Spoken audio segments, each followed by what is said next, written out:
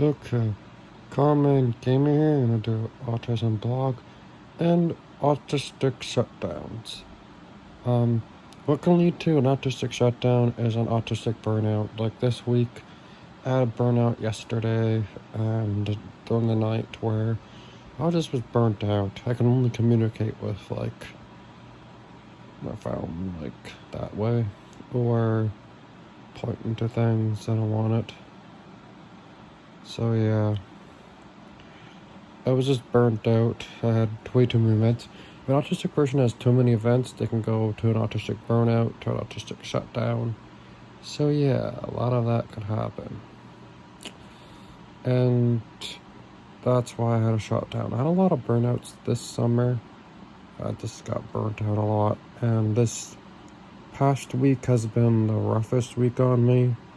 So yeah, last weekend didn't end so well. It was a long weekend, and then Tuesday I had an event. Wednesday night I had an event. Yesterday I just was shut down, and I had a migraine, and I was just shut down. So, shutdowns can happen when too many things happen, and it could be either too many burnouts, or too many meltdowns, or too much stress, or not enough time for you to just decompose, and this is to decompress from of your day. A lot that can happen, and this was my first autistic shutdown I had since January. The reason why I had a shutdown in January was because I was sick. That can happen too when autistic person is sick, like physically. They go into a shutdown. But the key thing is to have patience with us, and if we're not responding right away, it just means we're just burnt out. I'm still recovering from my burnout, so I'm okay.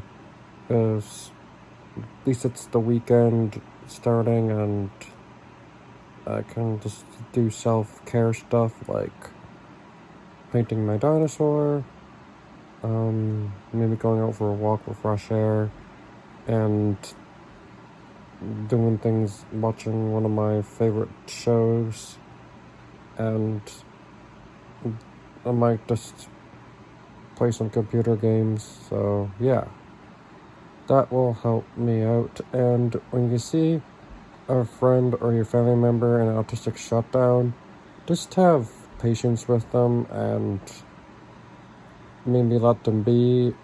Maybe ask them for a hug. They may hug you, might hug you more than once. And if they just hug you without even asking, they might be in a shutdown, or they're not communicating with their voice, and that's just okay. And shutdowns may not happen that often. Like, this was my first shutdown since January, so 8 months. But I had a lot of burnouts, more than normal, like through this whole summer. It's just been overwhelming, so yeah. And I'm away from home, so I'll be home soon. But yeah, autistic shutdown, it's okay. It might have happened because it might have been a meltdown. For mine, it wasn't a meltdown. But for my shutdown, it was I just had way too many burnouts, and my mind just shut down. It's like your computer. Sometimes it just shuts down.